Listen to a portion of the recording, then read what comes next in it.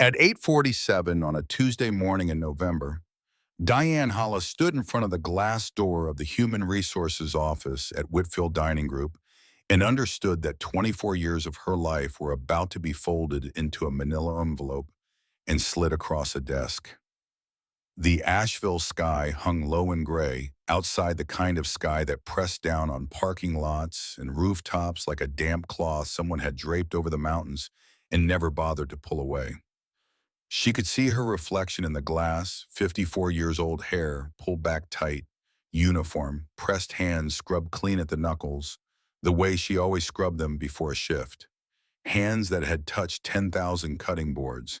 Hands that knew the weight of flour without a scale and the temperature of oil without a thermometer. She had arrived 14 minutes early because she had arrived 14 minutes early every single day for 24 years, and the body does not forget its rhythms even when the mind suspects those rhythms are about to end. She knew she was about to be fired, not because of intuition and not because anyone had warned her.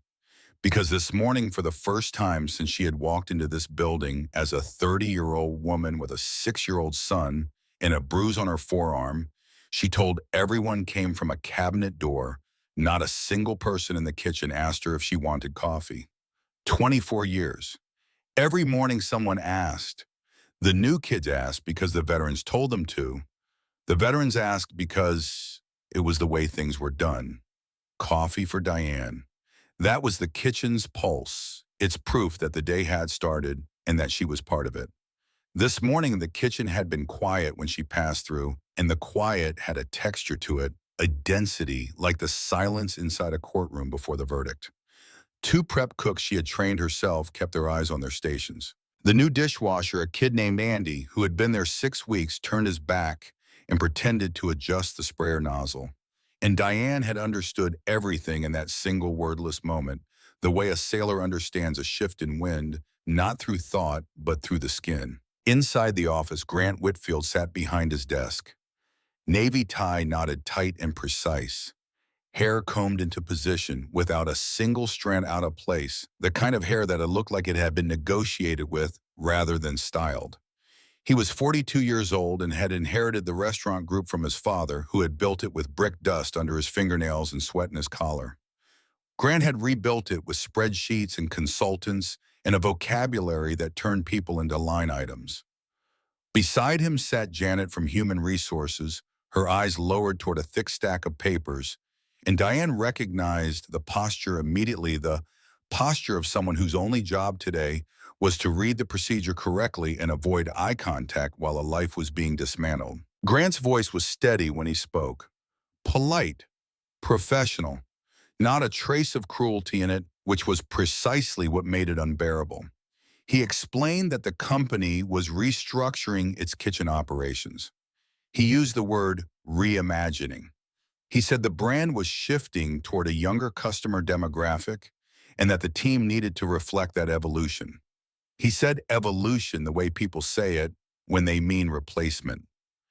Diane sat with her hands on her lap, fingernails cut short and clean, and she listened the way she had listened to 1,000 ticket orders shouted across a hot line, absorbing every word while her body remained still and ready.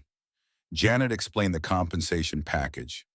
3 months of salary, a letter of recommendation, benefits through the end of December. Janet's pen moved across the page as she spoke, checking boxes on a form that had been printed before Diane walked through the door, because the boxes had always been meant to be checked, and the meeting had always been meant to end this way. Diane wanted to ask one question. She wanted to ask what the letter of recommendation would say. Would it say she was hardworking, loyal, that she never missed a shift, never sent back a plate, never let a kitchen fall apart on her watch? Would it mention that she had been there when this place was still a single dining room with 12 tables and Earl Whitfield himself working the grill in a stained undershirt? Would it note that she had trained more than 40 cooks who went on to work in restaurants across the Southeast? Or that she could taste a sauce and name every ingredient, including the one the recipe forgot? Or would it simply say what the meeting was already saying without saying it, that Diane Hollis did everything right and was removed because the number 54 looked wrong next to the word brand? She did not ask the question. She picked up the pen. She signed the document. She stood. Walking through the kitchen for the last time felt like walking through a room where someone had died and no one had told the furniture. Everything was in its place: the steel counters, the ticket rail, the row of pans hanging from the ceiling rack she had helped Earl install 19 years ago when the expansion was finished. And standing at Station 3, exactly where Diane had stood for 2 decades, was Tommy Webb, 24 years old, on 3 months on the dome. He was flipping a saute pan with his left hand and whistling something Diane didn't need to recognize. And he did not look up when she passed because he did not know she had just been fired. He stood on the ground where she had built her life, and he did not know the ground had a history. He looked nervous and excited at the same time, the way young men look when they have been handed something large without understanding its weight. Diane pushed through the back door and stepped into the parking lot. A fine drizzle had started, the kind that doesn't fall so much as hang in the air, like a decision the sky hasn't finished making. She walked to her car, a 2009 Honda Civic, with a dent in the rear quarter panel and a check engine light that had been on so long it had become a companion rather than a warning. And she opened the door, sat down, and pulled it shut. The seal of the closed car created a sudden vacuum of quiet. No kitchen noise, no ticket printer, no hiss of oil or clatter of plates, just rain drawing lines down the windshield and the sound of her own breathing. She began to cry, not because she had lost her job. She had survived worse than losing a job. She had survived a husband who left when their son was 6, walked out the door with a duffel bag and a sentence she still carried like shrapnel. "You love that kitchen more than you love anything, Diane, including me." She had survived raising Marcus alone, working doubles and triples, standing in that kitchen until her lower back seized and her ankles swelled, and the line between Tuesday and Saturday dissolved into one unbroken stretch of heat and noise and service. She had survived all of that. She cried now because in this exact moment, sitting in this parking lot with the engine off and the rain streaking the glass, she realized she did not know where to go. Not in any metaphorical sense, in the most literal, immediate physical sense possible. She did not know which direction to turn the key, and which road to take, and which destination to enter into the cracked phone mounted on her dashboard, because for 24 years, the answer to the question, "Where are you going?" had always been the same, and now the answer was nothing. The question was a door that opened onto empty air. She sat in the car for 23 minutes. She counted not on purpose, but because the dashboard clock was directly in her line of sight, and the numbers changed while the rest of the world held still. 23 minutes with both hands on the steering wheel, and her eyes on the rain, and her mind circling the same thought, the way water circles a drain. "I am 54 years old. I have no savings that matter. My son is in Seattle, building a life that does not include me in any meaningful way. And I do not know what I am supposed to do with the rest of today, let alone the rest of my life." On the third try, the engine turned it over. Diane pulled out of the parking lot without looking back at the building and drove into the gray morning with no destination, which was its own kind of direction. 3 weeks passed. Diane applied to 14 restaurants. She knew every type of kitchen: line kitchens, open kitchens, prep kitchens, banquet kitchens, kitchens so small the cooks had to rotate sideways to pass each other, and kitchens so large the expediter used a headset. She knew every kind of menu: Southern comfort, farm to table, Italian, French, American, barbecue, brunch. She knew the rhythm of a Friday night rush, the way a drummer knows the downbeat, not through counting, but through feel. She could break down a whole chicken in 90 seconds. She could make a roux with her eyes closed. She could manage a kitchen of 8 during a 200-cover dinner without raising her voice, without looking at the clock, without anyone reminding her of anything, without anyone rescuing her. 14 restaurants, not one call back. Not because she cooked poorly. Diane understood that with a clarity that made it worse. They did not call back because when they looked at her resume, and they did look because her resume was remarkable, the first thing they registered was not the experience, not the endurance, not the range of skills. The first thing they registered was the number 54. And the number spoke louder than everything else on the page. It spoke louder than the sauces and the shifts and the thousands of plates that had left her station exactly right. 54 was a closed door wearing the polite expression of an open one. She did not accept this quietly. Diane Hollis was not a woman who waited for the world to remember she existed. She went to 3 restaurants in person, uninvited, carrying food she had cooked that morning in her own kitchen, Tupperware containers still warm, aluminum foil peeled back to release the steam, as if she could prove her worth through scent alone. The first was a fusion place in West Asheville, newly opened, with an interior that looked like a social media set, Edison bulbs, reclaimed wood, a neon sign above the bar that read "Good Vibes Only." The owner was a woman around 30 with blue-streaked hair, a choker necklace, and a way of speaking that made every sentence sound like it was being recorded for a platform Diane had never used. The woman looked at Diane, then at the resume, then at Diane again, and her question landed like a door slamming. "Do you know how to use TikTok? We film kitchen content every day." Diane's answer was one word: "No." The woman smiled politely, the kind of smile that has already made its decision and is just running out the clock on manners. They would be in touch. They never were. The second was an Italian restaurant on Biltmore Avenue. The head chef called Diane, said he had read her resume, said he was impressed, said he wanted to meet her in person.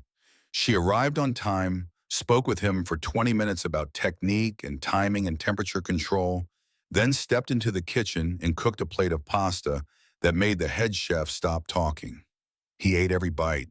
He sat for a moment with the fork resting on the edge of the plate, and the silence between them was the silence of a man trying to find a way to say something he did not want to say.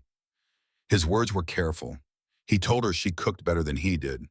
He told her the customers wanted a kitchen that looked young and energetic. He said he was sorry, and the apology was genuine, and precisely because it was genuine, it cut deeper than the silence of the places that never bothered to call at all. An honest wound is always the hardest to close. The third was a farm-to-table restaurant in a converted warehouse. Diane brought a plate of braised pork shoulder with a cider reduction and hand-cut slaw, and the owner, a man in his late 40s with a beard and good intentions, tasted it and his eyes changed. He wanted to hire her on the spot. He asked her to wait while he consulted his business partner. Diane stood in the kitchen, which smelled like fresh herbs and possibility, and through the hinge gap of a door that had not fully closed, she heard the partner's voice. Young male, sharp. Brand identity is youthful energy. She doesn't fit the visual. The word visual hung in the air like a verdict. Diane removed her apron. She folded it with the same care she used when folding towels at the end of a shift, square corners, no wrinkles, and set it on the counter. She walked out without saying a word because there was nothing to say to a closed door except the sound of your own footsteps leaving. That night, sitting in her car in a grocery store parking lot because she had driven there to buy onions and then forgotten why she had come, Diane gripped the steering wheel and asked herself a question she had never asked in all her years of cooking. Not, "What should I cook?" or "How do I fix this ticket?" but something deeper, something that cracked the floor beneath every answer she had ever given about her life. She wondered whether she had spent those years in a kitchen because she loved cooking, or because the kitchen was the only place loud enough and hot enough and demanding enough to drown out everything she did not want to hear: a marriage collapsing, a son growing distant, a life she was not always sure was worth examining. The questions sat in the car with her like a passenger she had not invited, and she did not answer it because she was not ready, and because the onions were still in the store, and because some questions need a longer road than a parking lot can offer. She moved out of her apartment the following week because the rent was due and the math no longer worked. The 3 months of severance were a clock, not a cushion. Every dollar spent was a tick closer to a silence she could not afford. She found a room in a boarding house on the eastern edge of Asheville, a 2-story wooden structure with a porch that sagged on the left side, and a smell that was equal parts pine sap and old dampness, the smell of a building that had been standing long enough to develop a personality. The house was run by a man named Ray Poole. Ray was 64, retired carpenter, widowed. He was the kind of man whose face looked like it had been carved from the same hardwood. He had spent 40 years shaping deep grooves around the eyes, hands thick and rough, the right thumb slightly curved inward from decades of gripping a hammer. He did not ask questions when Diane arrived with 2 suitcases and a box of kitchen knives. He showed her the room, small as single bed, a table, a window overlooking a yard of wild grass, and pointed to the bathroom down the hall. On the wall hung a cheap landscape painting, tilted to one side, as if the person who hung it had been in a hurry to be done with the task of making the room feel like something other than a container. Diane did not straighten the painting. She stood in front of it for a moment, considered it, and left it crooked. Because straightening the crooked painting in a rented room you cannot afford is a way of admitting this is where you live now, and she was not ready for that admission. Ray said only one thing about the rent. Pay when you have the money, no rush. His voice was low and level, the voice of a man who had long ago stopped expecting the world to behave reasonably and had adjusted his tone accordingly. Her first night in the boarding house, Diane lay in the narrow bed and listened to the rain tap against the tin roof and thought about Marcus. She wanted to call him. She picked up the phone 3 times and set it down 3 times. I lost my job sounded like an apology, and she was not sorry for anything she had done. I'm fine sounded like a lie, and she had spent too many years building a reputation for honesty to start dismantling it now. So she did not call. Marcus did not call either. Not because he didn't care, but because he was in Seattle deep inside a sprint cycle at a tech company living the exact life Diane had sacrificed nearly everything to make possible. The distance between them was not measured in the 2,600 miles between Asheville and Seattle. It was measured in 4-minute phone calls where both of them wanted to say more, but neither knew where to start, and so both defaulted to the script, "You okay? Yeah, you key. Yeah. Okay, bye," and hung up carrying the same weight they had picked up when they dialed. By the second week at the boarding house, Diane was cooking for Ray. Not because anyone asked, because her hands did not know how to be still, and idleness was a kind of suffering she was less equipped to handle than exhaustion. She made chicken pot pie from memory, the recipe her mother had taught her when she was 8 years old, standing on a step stool in a kitchen so small 2 people couldn't open the refrigerator and the oven at the same time. Ray's voice came from the living room, raspy and low. "What are you cooking that smells like that?" "Pot pie, old recipe." "How old?" "My mother taught me when I was 8. She learned from her mother." A pause. Then Ray spoke again, soft enough that Diane almost didn't hear it over the sound of her own hands working the dough. "Hold on to those hands. You hear me? Don't let anyone tell you they've lost their value." Diane did not reply. She kept kneading.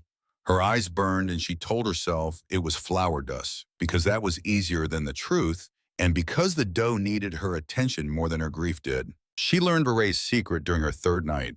She woke at 2 in the morning to a sound from the kitchen, not loud, just present the small, reliable sounds of someone who has done the same thing many times. She came downstairs and found Ray standing at the stove in a flannel shirt and slippers, stirring a pot of oatmeal. He did not turn around.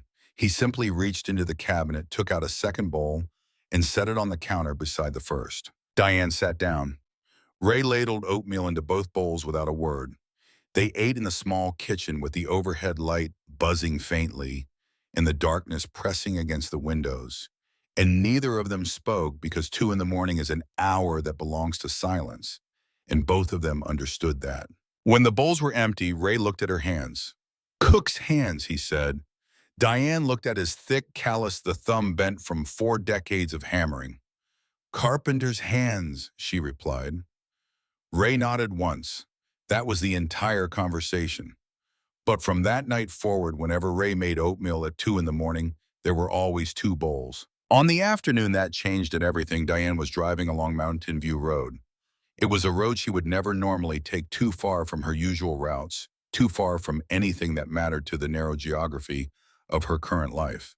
But Google Maps had rerouted her around a traffic jam on the main road, and she was on her way to Goodwill to buy a few cheap pans for Ray's kitchen which had the bare minimum equipment of a man who had eaten alone for years and saw no reason to invest in tools for meals no one else would taste. She saw the restaurant before she understood what she was seeing.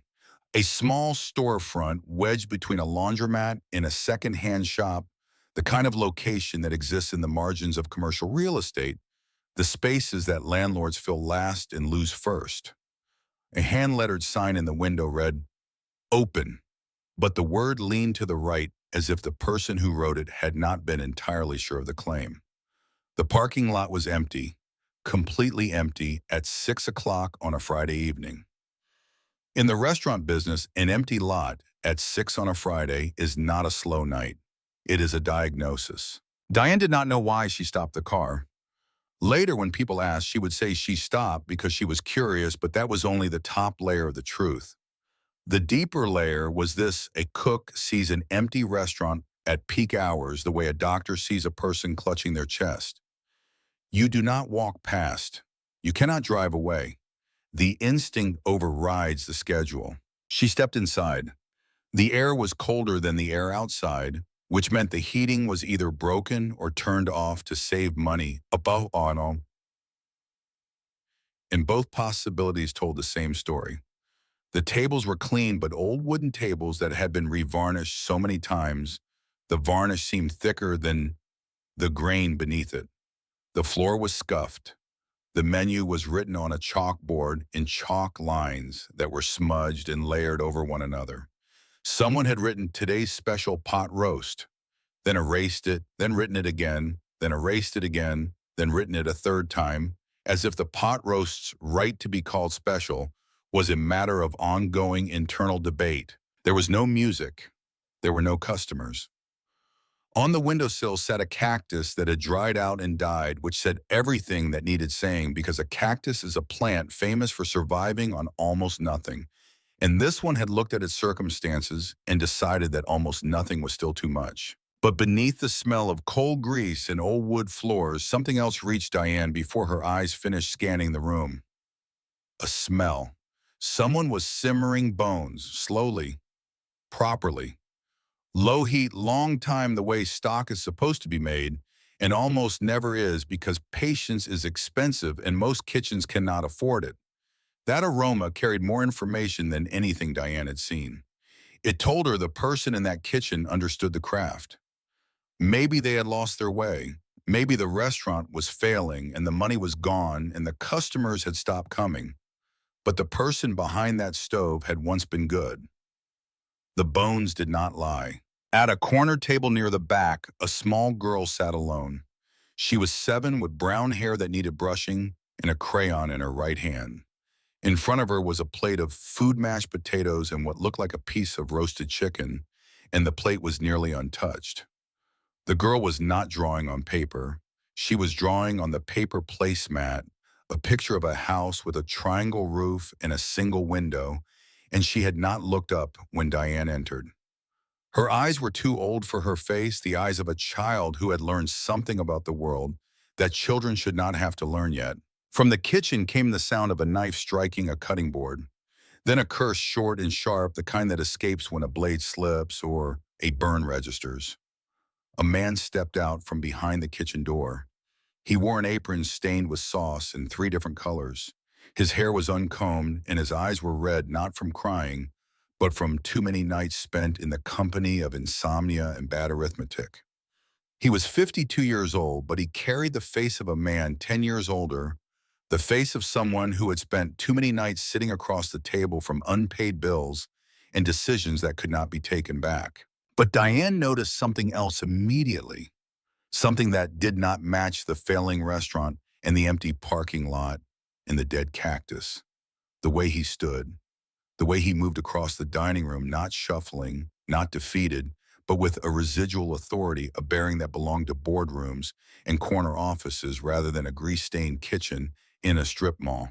This man had been someone else before he was this. The remnants of power clung to his posture, the way the smell of good cologne clings to a jacket worn the day before. His voice was neither warm nor cold when he spoke. "Sit wherever you like." Diane chose the table near the window. She sat, looked around once more, looked at the chalkboard menu, and then turned her eyes to the man. Do you cook alone? Tommy helps, but he's off today. A pause that carried weight. Says he's off, probably out looking for another job. How many employees do you have? One, Tommy and me. Diane looked at the girl in the corner. Your daughter, Lily.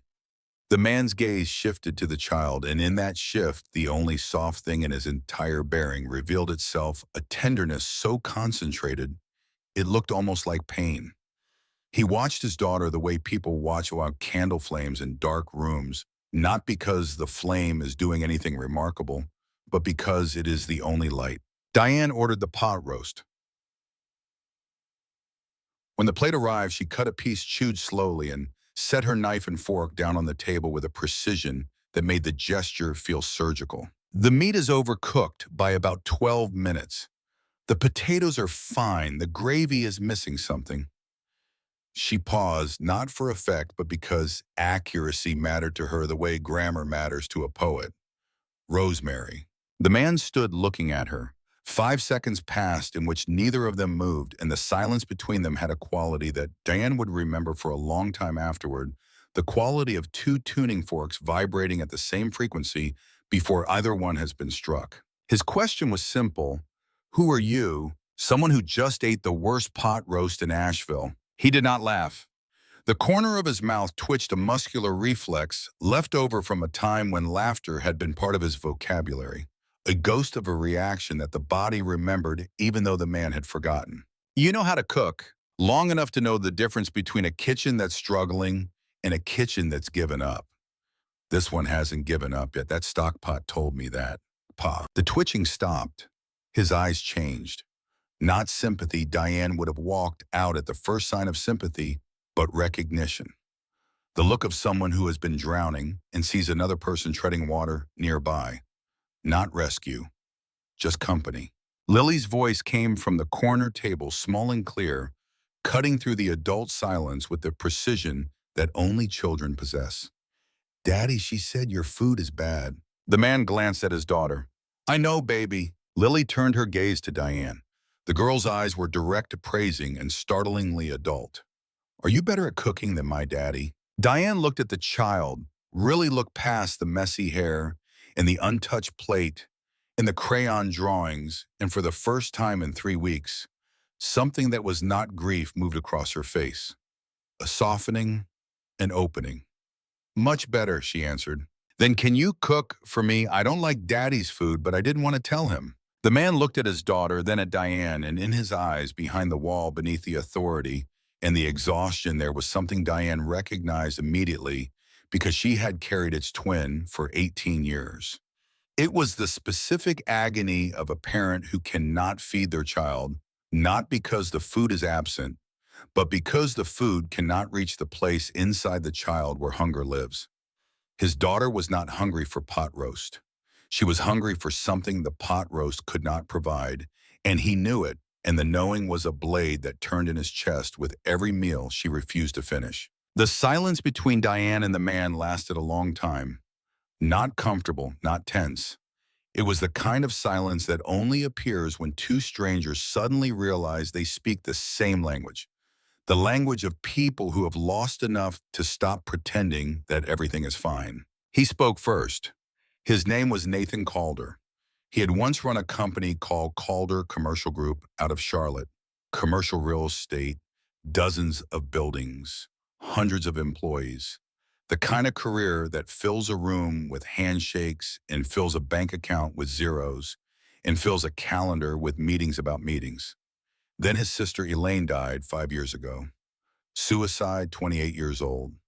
A note with one sentence that Nathan carried in his memory like a nail driven through wood. After Elaine, Nathan drank. He drank with the same intensity he had once applied to acquisitions and quarterly reports. 1 year into the drinking, Claire, his wife, was diagnosed. Pancreatic cancer. She died 14 months later, 4 years ago now. While Nathan was still struggling to surface from the wreckage of his sister's death and his own descent into a bottle. He had been too drunk to drive Claire to her last chemotherapy appointment. Helen drove instead. That fact lived in Nathan's chest like a piece of glass he could not extract without bleeding. After Claire's funeral, the drinking accelerated. He nearly died on the floor of a hotel bathroom in Nashville, found by a housekeeper whose 4-year-old son stood in the hallway asking, "Is he sleeping, Mommy?" That detail had followed him out of the hospital and into sobriety with the tenacity of a shadow. He did not share all of this at once. He shared only the architecture enough for Diane to see the shape of the building without entering every room. The restaurant was 3 years old. It was failing. He was 3 months behind on rent. Tommy was about to quit. The money from selling the Charlotte business, which had seemed like enough when he was planning and not enough when he was spending, was nearly gone. He told her this with his hands flat on the table and his voice level and his eyes steady, and Diane understood that the steadiness was not strength but practice, the practice calm of a man who had learned that if his voice broke, the rest of him might follow. Diane asked questions, not emotional questions, operational ones. What was the average weekly revenue? What percentage went to ingredients? Who managed the books? Nathan answered each one, and with each answer, Diane saw more of the picture, a man who had been brilliant at running a company and was drowning running a kitchen, because the two required entirely different kinds of intelligence and brilliance, and one did not guarantee competence in the other. When he finished, Diane did not say, "I'm sorry," or "That's terrible," or any of the phrases that people offer when they have heard a painful story and want to show they were listening.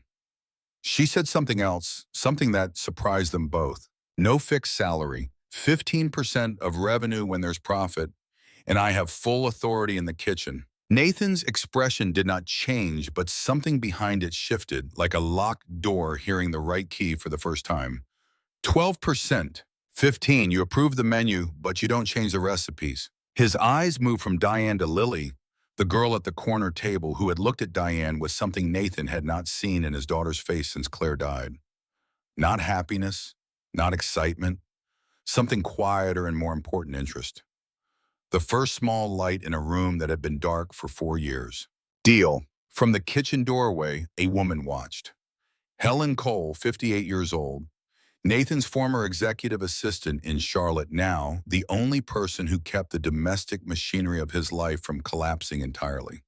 She had followed him from Charlotte to Asheville, not for the reduced salary, which was significant, but because Nathan Calder, without supervision, was a man capable of forgetting to eat, forgetting to sleep, and forgetting that his daughter needed more than a roof and a checking account.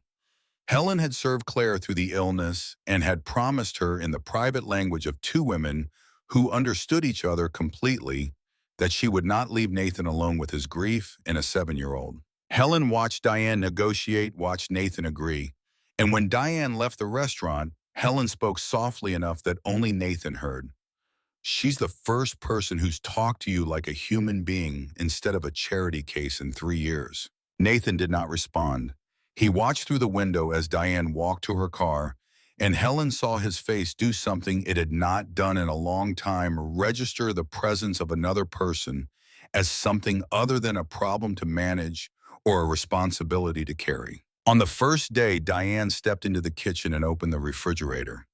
She stood motionless for 30 seconds, conducting an inventory with her eyes that was more thorough than any clipboard audit. She lifted a tomato between two fingers. It sagged like a deflated balloon. "When did you buy these tomatoes?" Nathan appeared in the doorway. "Last week, maybe 2 weeks ago." "It's dead." "Tomatoes die. When it's this soft and smells like this, yes, it's dead." She did not cook on the first day. She cleaned. She emptied the refrigerator of everything that had passed the point of return, which was nearly half its contents. She scrubbed the stovetop until the stainless steel reflected light again.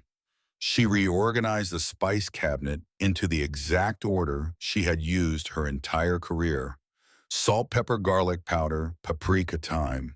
Then everything else the order her mother had used, which was the order her grandmother had used 3 generations of women whose hands had mapped the same territory. Nathan stood in the doorway watching. Lily stood beside him watching. Tommy Webb, who had returned from his 2-day absence looking sheepish and slightly defiant, stood watching too. Nobody spoke. The kitchen filled with the sounds of Diane working the scrape of the scouring pad, the rush of water, the click of spice jars finding their places, and the sounds had a rhythm to them, a cadence.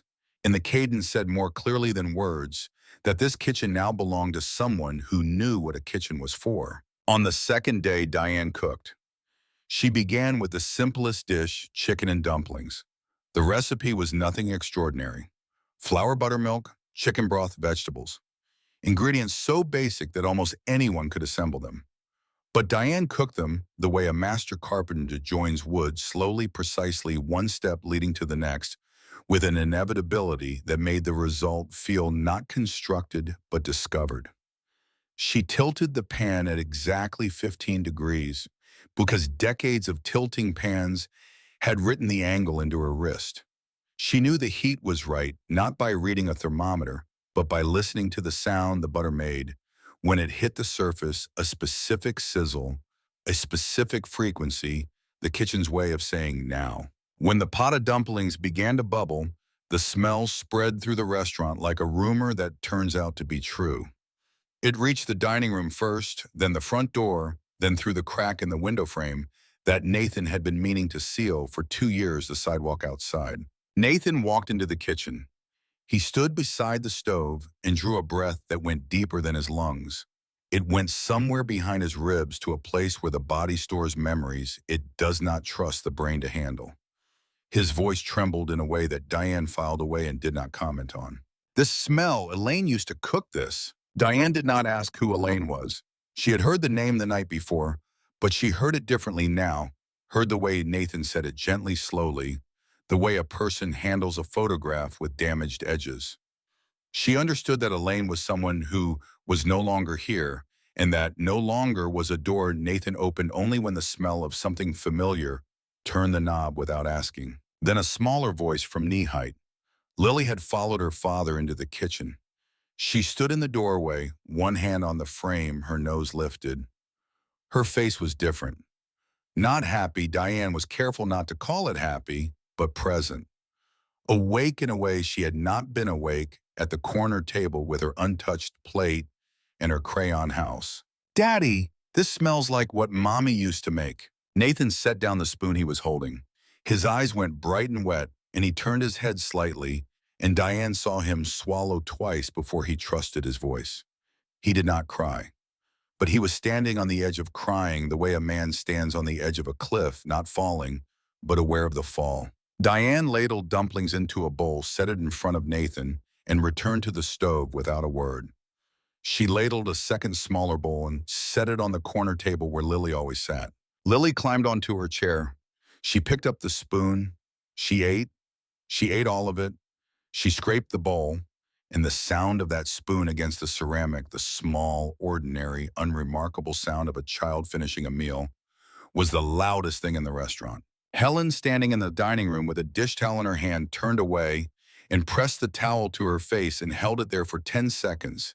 And when she lowered it, her expression was exactly the same as before, because Helen Cole had spent a career keeping her face neutral while her heart did whatever it needed to do.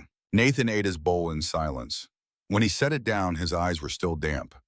"Put this on the menu tomorrow." The first week they had 2 customers. One was an elderly man who walked in because he thought the restaurant was the laundromat next door. But the smell from the kitchen reached him before his mistake did, and he sat down and ordered soup and ate it slowly and left a $5 tip on a $4 bowl. The second was a young mother carrying a toddler on her hip who ordered a bowl of the soup because it was the cheapest item on the menu, and she was counting every dollar the way Diane was counting every dollar. She finished the bowl. She looked at it. She ordered a second one because it was the best soup she had eaten in Asheville, and some things are worth the extra $4 even when $4 is a significant amount of money. The second week, 7 customers. The third week, 15.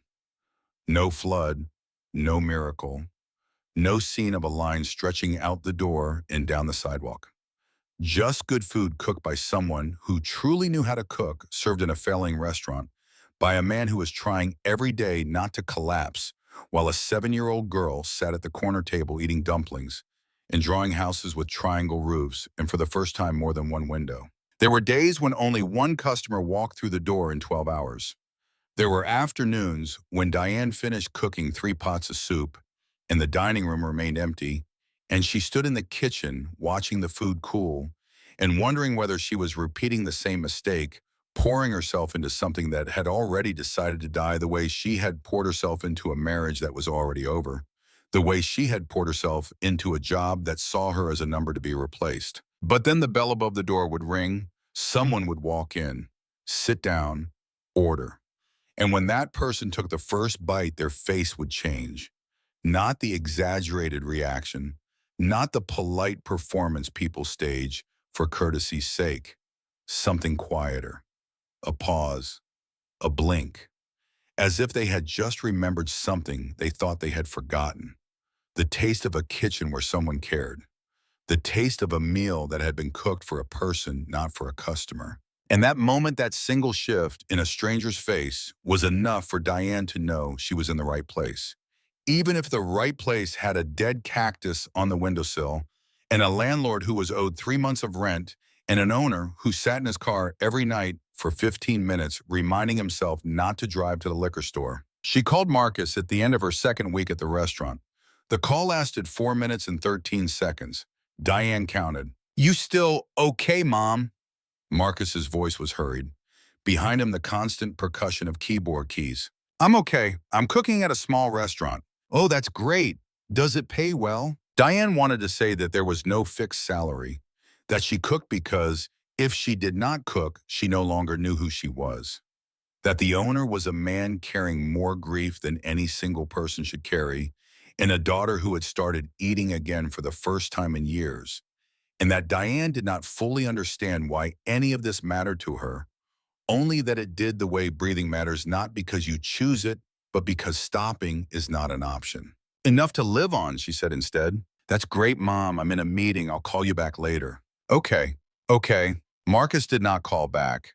Not that day, not the next day. Diane sat on the narrow bed in her rented room and set the phone down and looked at the crooked painting on the wall, which was still crooked, which would remain crooked for as long as she lived here, because straightening it meant something she was not ready to mean.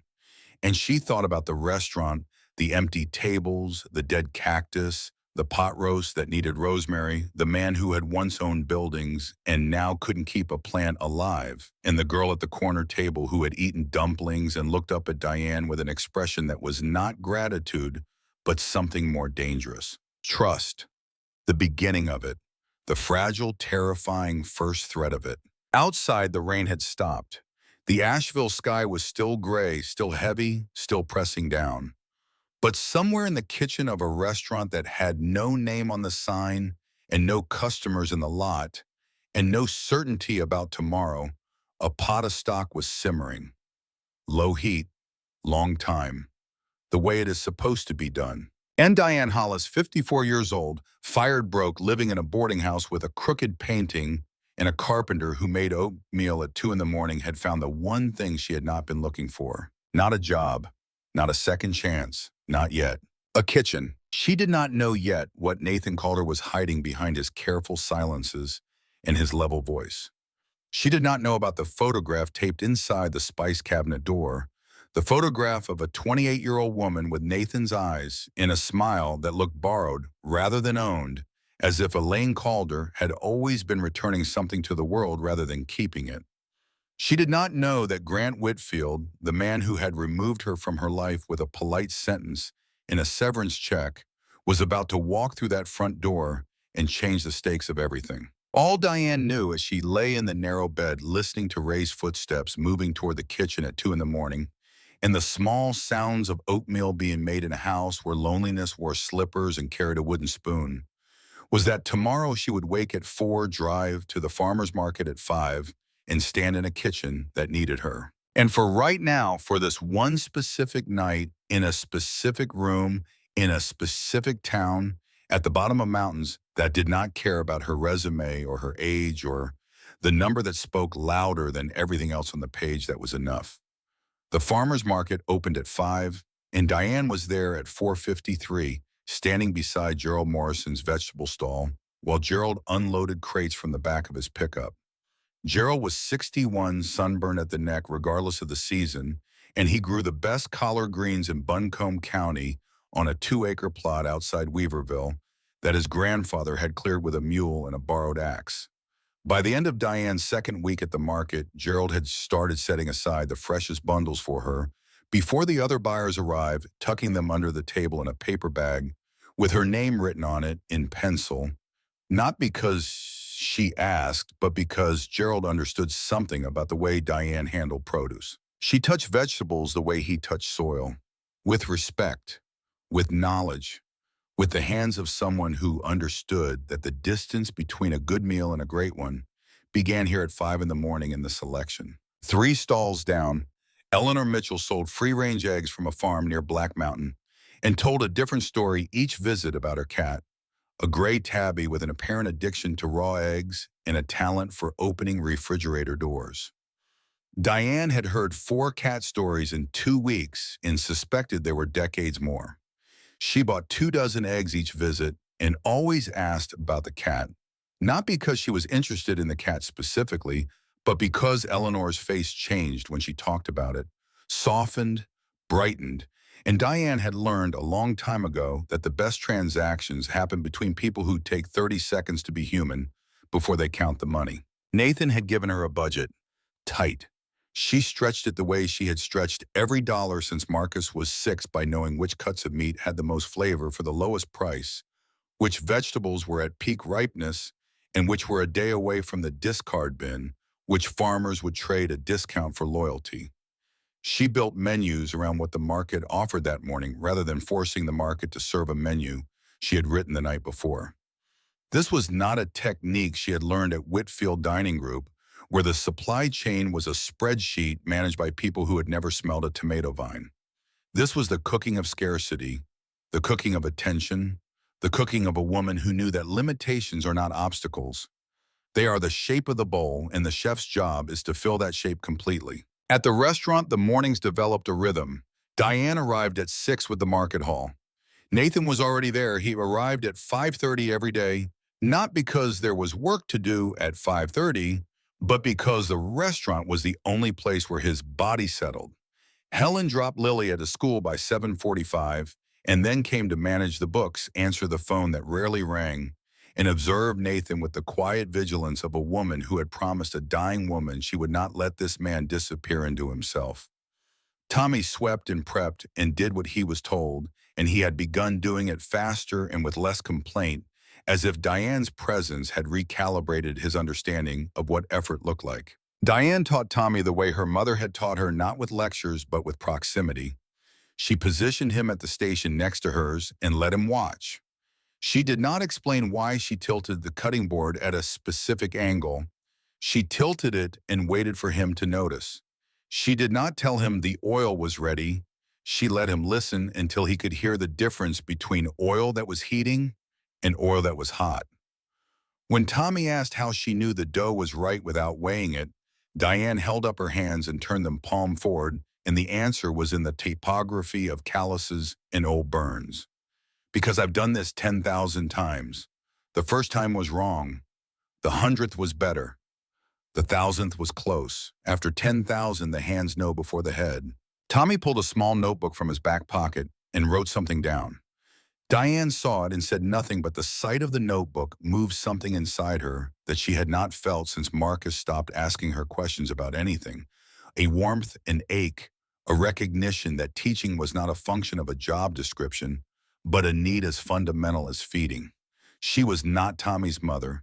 She was not trying to be. But the boy had no father, and he watched Diane the way young men watch the people they wish had raised them, with a hunger that has nothing to do with food. Nathan watched too. He watched from doorways and through the kitchen pass, and from the corner of the dining room where he sat with the accounting ledger he had avoided opening for months. He watched Diane move through his kitchen with an authority that made the space feel different, as if the room had been holding his breath for 3 years, and someone had finally opened a window. He did not compliment her. He did not thank her. Compliments and thanks were currencies Nathan had used in Charlotte. And he had learned that in corporate life, those currencies were often counterfeit things you said to manage people rather than to mean something. So he said nothing. But Helen, who had spent 15 years reading Nathan Calder's silences, the way meteorologists read pressure systems, knew exactly what his silence meant. "She's good," Helen observed one morning, refilling her coffee at the counter. "I know. Lily ate breakfast before school today. Oatmeal. Asked me to put cinnamon in it because Diane puts cinnamon in things." Nathan's hand stopped on the ledger page. He did not look up, but he did not turn the page either. The hand simply rested there, and Helen, who knew when to push and when to leave a door ajar, took her coffee and walked away. Every night after closing, Nathan sat in his car in the parking lot. Engine off, lights off, 15 minutes, sometimes 20. He did nothing. He did not turn on music or check his phone or distract himself with any of the thousand small technologies designed to prevent a person from being alone with their own mind. He sat and breathed and performed the only ritual that had kept him alive for 3 years, reminding himself that tonight he would not drive to the liquor store. Tonight the car would go home. Tonight the count would continue. 1,095 days. 1,096. Each number was not a trophy, but a leash, a thin line of arithmetic connecting the man he was now to the bathroom floor in Nashville where he had almost ended. He kept Elaine's photograph inside the spice cabinet door behind the paprika, in the time and the spot where only someone reaching for seasonings would find it. The photograph showed a young woman with Nathan's jawline and a smile that always looked slightly temporary, as if she were borrowing happiness and knew she would have to return it. Nobody knew the photograph was there, not Helen, not Tommy, not Diane, at least not yet. On the anniversary of Elaine's death, Nathan's phone buzzed during closing, a calendar reminder he could not bring himself to delete. He looked at the screen and the color drained from his face with a speed that made the change visible even in the dim kitchen light. He set down the towel he was holding, walked past Diane without a word, pushed through the back door, and sat on the concrete steps behind the restaurant with his head lowered and both hands covering his face. Diane washed the last stack of dishes. She locked the kitchen door. She walked to the parking lot and found him there folded into himself on the cold steps, and she sat down beside him without speaking. She did not touch him. She did not ask what was wrong. She sat on the freezing concrete in the January night and let the only thing she could offer him be the fact of her presence, a body beside his body in the dark, breathing the same cold air. 17 minutes. She checked the time not from impatience but from a need to remember, to mark the moment, to know that there are times in life when the bravest thing a person can do is not find the right sentence or fix the broken thing, but simply sit still beside someone who is breaking. Nathan spoke first, his voice scraped raw.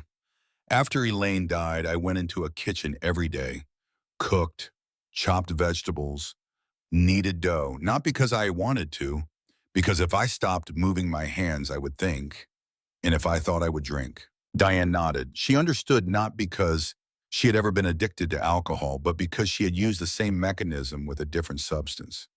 The kitchen had been her shelter too, a wall of noise and heat and motion built between herself and the questions she did not want to answer. About a husband who left, about a son who was leaving in slower motion, about whether filling a life with work was the same as living it. "Nathan," her voice was low, steady, aimed at the dark rather than at him. "I'm not going anywhere." "Why, you don't owe me anything." "No, I don't." She swallowed. "But that kitchen needs me, and I need it more than I've needed anything in a long time." They sat in silence after that, and the January cold pressed against them from all sides, and neither moved to escape it. The agreement to coexist without sentimentality held for exactly 11 days before the first real fight. Diane wanted to rebuild the menu from the ground up, strip away the dishes that weren't working, add new ones built around what the market offered, create something that felt coherent instead of desperate. Nathan resisted. Specifically, he resisted the pot roast. "That's Elaine's recipe. It stays." "I'm not removing it. I'm improving it." "It doesn't need improving. It needs to be what it is." What it is, Nathan, is a dish that's costing you money because you overcook it every time, and you overcook it because you're afraid that changing anything about it means letting go of her. The kitchen went silent. Tommy, who had been dicing onions at the prep station, set his knife down very carefully and found an urgent reason to check the walk-in cooler. Helen, who had been entering invoices at the front counter, removed her reading glasses and held them in her lap and waited. Nathan's jaw tightened. You don't know anything about what I'm holding on to. I know you keep her photograph inside the spice cabinet. I know every time you open that door to reach for the salt, you see her face. And I know that what you see isn't memory, it's guilt. You're not cooking her pot roast because it reminds you of her. You're cooking it because you think if you stop, you'll be admitting you've lost her completely. But Nathan, you can't lose someone you already lost. You can only lose the recipe, and the recipe deserves better than what you're doing to it. He walked out. The back door banged shut. The sound echoed off the dumpster and the concrete in the empty parking lot. He did not come back that day. He did not call. On the third morning, Nathan appeared in the kitchen at 5:30, as if nothing had happened, except that in his hand was a piece of paper line torn from a notebook, the handwriting small and careful. He set it on the counter in front of Diane without meeting her eyes. Elaine's pot roast recipe written out in full.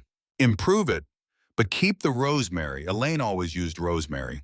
Diane picked up the paper. She read it. She folded it and put it in her apron pocket, and that was the end of the argument, in the beginning of something that neither of them named a mutual respect, that had been tested and had held the way a joint holds after the carpenter has struck it hard enough to check whether the glue is set. 6 weeks after Diane arrived, Grant Whitfield walked into the restaurant on a Saturday evening. He did not come alone. 2 members of his corporate board accompanied him, men in suits, whose fabric Diane could price from 30 feet away, because years of cooking for wealthy customers had made her fluent in the language of thread count and lapel width. They sat at the corner table, Lily's table, though Lily was home with Helen, and ordered and spoke quietly among themselves with the focused energy of men evaluating something. Diane recognized Grant before he reached his chair. The recognition arrived not in her eyes, but in her chest, a compression of something that had been building for 2 months and did not have a name that fit in polite conversation. She had spent 60 days turning her anger into work, channeling every rejected application, every polite dismissal, every youthful energy into the precise movement of her hands across cutting boards and stovetops. The anger had become fuel. Seeing Grant in person, sitting in the restaurant where she had rebuilt herself, threatened to convert that fuel back into fire. Who is that? Nathan stood beside her at the kitchen pass, watching the dining room. The man who fired me. Nathan looked at the corner table, then back at Diane. The question he asked was simple and contained within it an entire philosophy of loyalty. Do you want me to throw them out? Diane shook her head. No, cook for them. Cook the best we have. She turned back to the stove and she prepared for Grant Whitfield's table the finest meal she was capable of producing. Braised short ribs with a red wine reduction she had been developing for 3 weeks, adjusting the ratio of acidity to sweetness by fractions, until the sauce was a conversation between the two rather than a competition. Hand-mashed potatoes not processed through a machine because a machine does not understand the difference between smooth and soulless. Roasted Brussels sprouts with bacon and a maple glaze that walked the line between savory and sweet without falling to either side. And for dessert, the chocolate lava cake, a recipe she had refined over a decade, something she had lived with long enough to know its moods and tolerances, the way a marriage is supposed to work, and hers had not. Grant took his first bite of the short ribs and stopped chewing. He looked down at his plate. He looked up and scanned the restaurant, the scuffed floor, the patched ceiling, the chalkboard menu, and his expression performed a calculation that Diane had seen before on the faces of men like him. He was not tasting food. He was tasting opportunity. He asked Nathan to bring the chef to the table. Nathan relayed the request. Diane, wiping her hands on her apron, met Nathan's eyes through the pass window and shook her head, a small movement barely visible but clear. Nathan turned back to the dining room. She's busy. Grant smiled the way people smile when they are accustomed to being accommodated. Tell her Grant Whitfield wants to speak with her. Nathan's response was delivered in a voice so level it could have been used to calibrate instruments. She knows who you are. That's exactly why she doesn't want to come out. The silence at the table lasted 4 seconds. One of the board members, gray suit, silver hair, was murmuring between bites that the lava cake was superior to anything he had tasted at the best restaurant in Charlotte. The other had raised his phone to photograph his plate. Grant watched them, then looked at his own plate, nearly empty, then looked around the deteriorating restaurant, and he saw what men like him always see first. Not a kitchen, not a cook, not a 7-year-old girl's drawings taped to the wall by the register. An acquisition. He left a $100 tip and a business card. Diane placed the card on the windowsill in her room at the boarding house, pinned beneath a glass of water, and she looked at it every morning the way a person looks at a letter they have chosen not to open, with the knowledge that opening it would change something, and the conviction that the change would cost more than the card was worth. 2 weeks later, Grant returned. Not for dinner. He arrived in the morning before the restaurant opened, his black Mercedes parked directly in front of the door. Nathan was wiping the glass. Diane was in the kitchen, kneading dough for the day's pot pies. They sat at the center table. Grant placed a stack of papers on the surface. I have a proposal. The proposal had 2 parts. For Diane, head chef at a new Whitfield Dining Group location in South Asheville. Upscale comfort food concept, 4 times whatever Nathan was paying her. Benefits, stability, everything a 54-year-old woman without savings should want. For Nathan, sell the restaurant, enough to clear all debts and leave money remaining. Nathan's answer took less than a second. No. Grant raised an eyebrow. You haven't heard the full offer. I'm not selling. You're 3 months behind on rent. I'm not selling. Grant turned to Diane. And you? Diane looked at the stack of papers. 4 times the salary, health insurance, paid vacation, security. Every practical argument a rational person could construct pointed toward the same answer. And the answer was yes. And she knew it, and Grant knew it, and Nathan, who sat across the table gripping the edge hard enough to whiten his knuckles, knew it too. Give me time to think. Grant nodded and stood. At the door, he paused without turning around. This offer is valid for 2 weeks. After that, I find someone else. The door closed.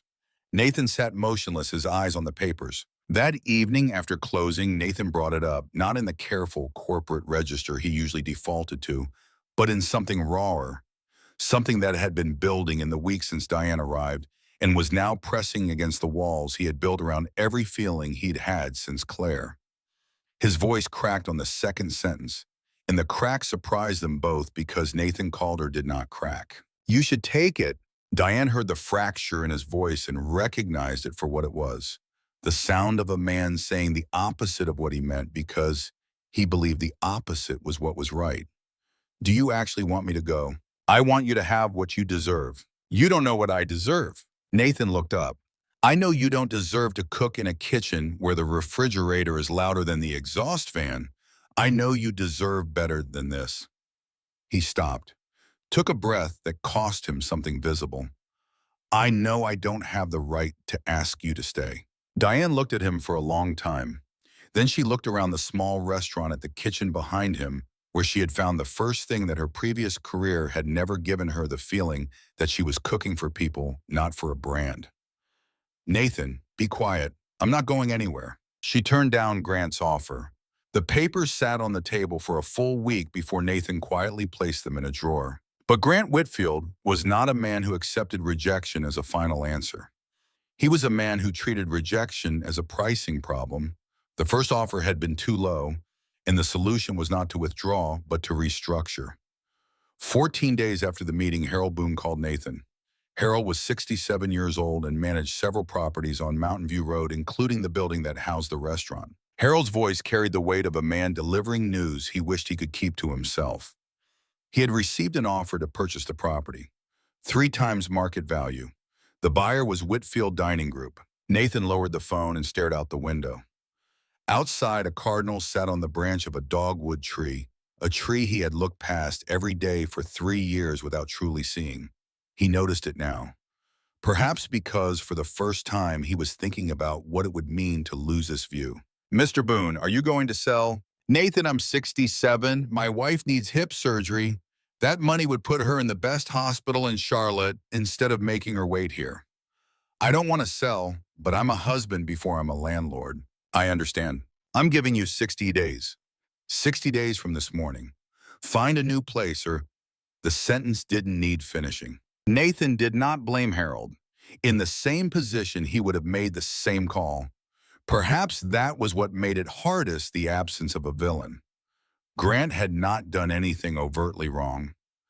Harold was not betraying anyone. Everyone was following the logic of their own circumstances, and inside that logic, there was no room for a small restaurant that was still learning how to breathe. Diane heard the conversation from the kitchen. She stepped out, flowers still on her hands, and the look on her face was cold in a way Nathan had not seen before, not the cold of indifference, but the cold of steel under stress. That's not business. That's retaliation because I said no. Or it is just business. Corner lot, big parking area close to downtown. He might genuinely want this location. Nathan, he comes here to eat, makes an offer to buy the restaurant, gets turned down, and 2 weeks later, he's buying the building. You really think that's coincidence? Nathan has said nothing because she was right, and because being right changed nothing. They had 60 days.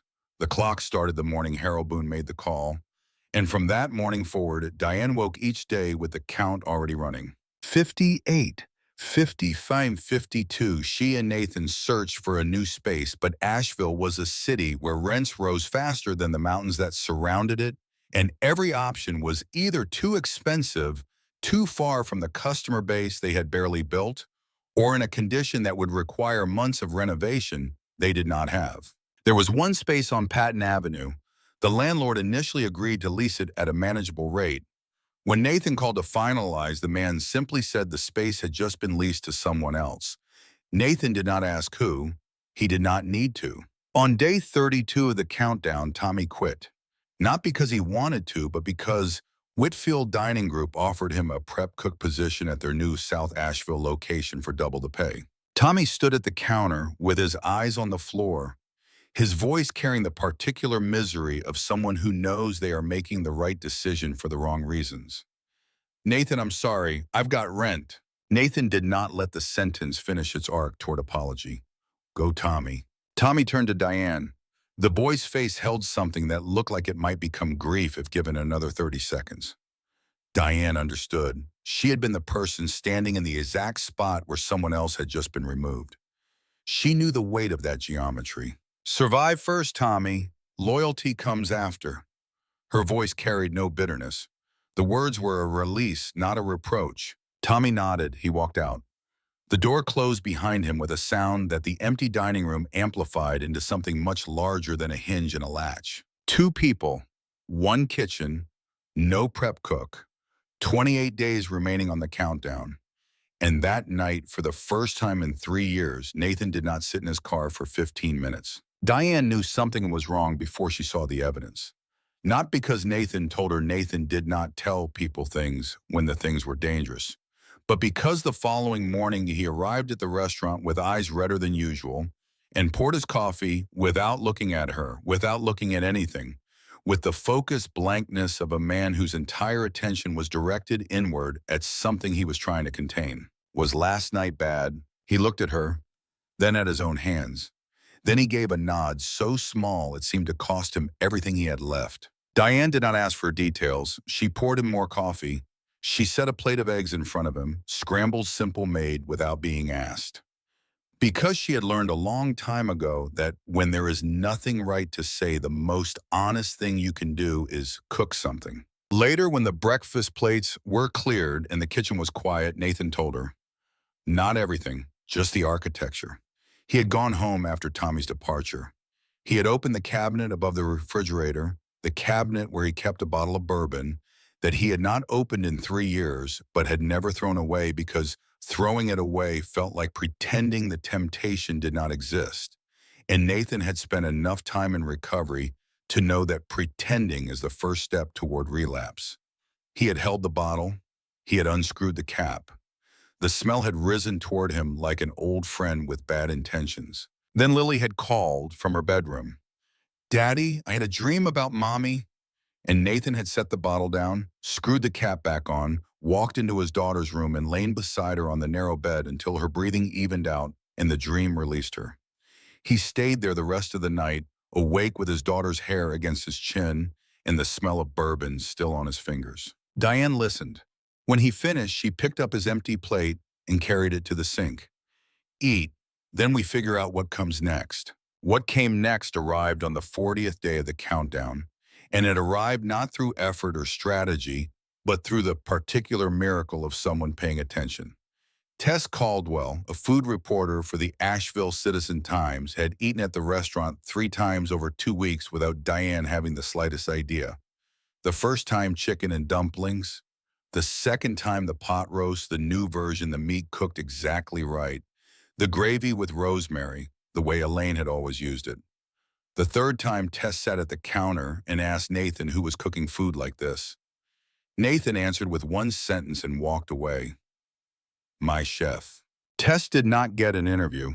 Perhaps that was why the article was better than any interview could have produced. She did not write an inspirational narrative. She did not construct a legend. She wrote about the food, the room, the experience of sitting in a restaurant where the person behind the stove was not performing for a camera or curating a brand, but simply cooking.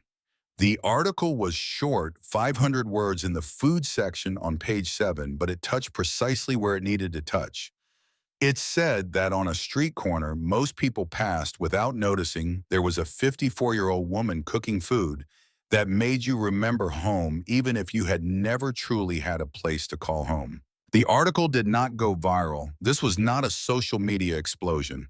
But Asheville is a small city and the people who love food there know each other, and the article passed from hand to hand and screen to screen with the quiet persistence of something that matters. That week, for the first time, every table was full. The article also brought something Diane had not expected. Marcus called, not a 4-minute call. 23 minutes, Diane counted. "Mom." His voice was different, stripped of the professional briskness, carrying instead a tremor that Diane had not heard since Marcus was a boy and afraid of thunderstorms. "I read the article." "You read the newspaper. Someone shared it." "Mom, you're cooking at a restaurant that's about to close." "It hasn't closed." "Mom, A silence on the line. Diane heard her son exhale. "I'm sorry." Diane held the phone with both hands because one hand was no longer steady enough. "I'm sorry for not calling, for always saying I was busy," for another pause longer, and Diane could hear him building towards something the way a wave builds towards shore, not choosing to arrive, but unable to stop. "Because I was ashamed." "Ashamed of what?" "Of you being a cook." The words fell into the call like stones into water. "My friends' parents are engineers, doctors, lawyers. I'd tell people my mother was a chef, and they'd go quiet. Not mean, just quiet. And I hated that quiet more than anything. Then I read the article. The line about cooking food that makes you remember home. I read it 3 times, then I went into the bathroom at work and cried. Because I do have a home, Mom. I have you. I just let everything get so far away that it took a stranger writing 500 words about you for me to know more about your life than you've told me in 6 months. Diane began to cry, quietly just enough for Marcus to hear. "I already booked a ticket," Marcus continued. "I'm flying home Friday." "You don't have to." "I do, Mom, I really do." Marcus arrived on Friday as promised. The 30-year-old man stepped out of a rental car wearing a tech company hoodie in the particular fatigue of someone who lives inside screens. He looked at the restaurant, the scuffed exterior, the hand-lettered sign, and Diane recognized the expression on his face, the look of someone trying very hard not to judge while having already completed the judgment. He hugged her, held on, the kind of embrace that felt like it had been waiting in storage wrapped in plastic labeled "when ready," and now the plastic was tearing. Marcus met Nathan. He met Helen. He met Lily, who looked up from her crayons and said with the directness that was her signature, "Are you Miss Diane's son? You look like her, but taller." That night, Diane cooked dinner for 3 adults and 1 child. Shrimp and grits, the dish she used to make for Marcus when he was small, when they lived in a one-bedroom apartment and ate on the floor because they did not have a table. She bought the shrimp from Gerald that morning. Gerald had asked who she was cooking for, and Diane had answered, "My son is coming home," in a voice that held both pride and fear in equal measure, like a rope pulled tight between two poles. Marcus took his first bite, and his face changed. "Do you remember you used to say grits are the only thing in the world that will always stay with you?" "Did I say that?" "You did. I remember a lot of things you don't. I remember you used to sing while cooking. Terribly, by the way." His smile faltered. "You stopped singing the day Dad left." Diane's fork halted midway to her mouth. She had not known Marcus remembered that. She had not known she had ever sung. Over the next 3 days, Marcus threw himself into the problem, with the energy of a man accustomed to solving things with spreadsheets and pitch decks. He wrote a business plan. He made calls. He tried to arrange meetings with investors in Asheville's startup community, a network that turned out to be more substantial than outsiders typically assumed. But reality does not operate on pitch deck timelines. The first potential investor was a man named Philip Reeves, dressed in a pale blue button-down and an Apple Watch, who spoke almost exclusively in terms like scalability and unit economics. Philip came to eat. He nodded appreciatively. He praised the food, photographed the braised pork belly for his Instagram story, and after finishing, wiped his mouth and delivered his verdict with the detached precision of a man reading a spreadsheet aloud. The data was not convincing. 2 months of operation was too short. He suggested calling back in 6 months. They did not have 6 months. They had days. The second investor did not show up. A single-line email, "Sorry, schedule changed." Marcus called. Voicemail, called again. Voicemail, sent a follow-up email. No reply. The third was a woman who owned a small chain of coffee shops in western North Carolina. She was enthusiastic on the phone, arranged a meeting at the restaurant, and Marcus allowed himself the first fragile thread of hope. On the morning of the meeting, she called. Her voice carried the specific apologetic tone of someone who has made a decision they know is cowardly, but cannot help making. Whitfield Dining Group was opening in the same area. She did not want to position herself in competition with them. The word "sorry" appeared 3 times in 40 seconds. Marcus understood with a clarity that burned that Grant Whitfield's power did not require action. It required only existence. The shadow of the larger animal was enough to make the smaller ones change direction. Marcus sat in the car in the parking lot and broke. Not the quiet crying of someone maintaining composure, but the full-body collapse of a person who had poured everything into a problem and discovered that everything was not enough. Diane opened the passenger door and sat beside her son and did not speak for the first minute because she had learned on a concrete step in January that sometimes the bravest thing is not to speak, but to be present. "I'm sorry, Mom. I thought I could fix this. I thought I was smarter than this situation." "Marcus," Diane took his hand. His hands were soft, keyboard hands, not kitchen hands, different from hers, but both were the hands of someone trying. "You flew here from Seattle. You stayed 2 weeks. You were up until 2 in the morning writing pitch decks. You don't need to apologize to anyone. But the restaurant is a restaurant, and you are my son. I choose you." The words landed in the car like a decision that had been made long before the mouth spoke it, and Marcus heard in them something he had not heard from his mother in years. Not duty, not sacrifice, not the grinding perseverance that had defined her life, but choice. She was not staying because she had to. She was not fighting because she was too stubborn to stop. She was choosing, and the thing she was choosing was him above the kitchen, above the restaurant, above the proving that her hands still had value. Day 52. 8 days remained on the countdown. Diane lay in the boarding house bed at midnight, eyes open, ceiling dark. Marcus was asleep on the floor mattress beside her, his breathing steady, his laptop closed on the table where earlier that evening he had stared at a spreadsheet that held no answers. Down the hall through the thin walls, she could hear Ray moving in the kitchen. 2 in the morning. Oatmeal. She listened to the sounds, the burner clicking on the spoon against the pot, the soft shuffle of slippers on wood. And the sounds were the sounds of a man who had no one to cook for except himself, performing a ritual that was less about hunger than about the unbearable weight of a house that makes no noise unless you make it yourself. And Diane thought about Ray's oatmeal and about the bowl he always set out for her without asking, and about the sentence he had spoken her first week, "Pay when you have the money," and about the way he had looked at her hands and called them cook's hands, and she began to understand something that she had not fully grasped until this specific moment in this specific darkness. Raypool was not simply a landlord. He was a man drowning in the same silence that Diane and Nathan and Marcus had all been swimming through in their separate ways. And the answer, or at least a piece of it, might be in this house already. Might be in the hands of a 64-year-old widower who built things from wood and cooked oatmeal alone at 2 in the morning because the alternative was lying in a bed that had been too wide since his wife left it. The thought did not resolve into a plan, not yet. It hovered at the edge of sleep like a shape seen through fog, present unfinished, waiting for the morning to give it definition. Diane closed her eyes.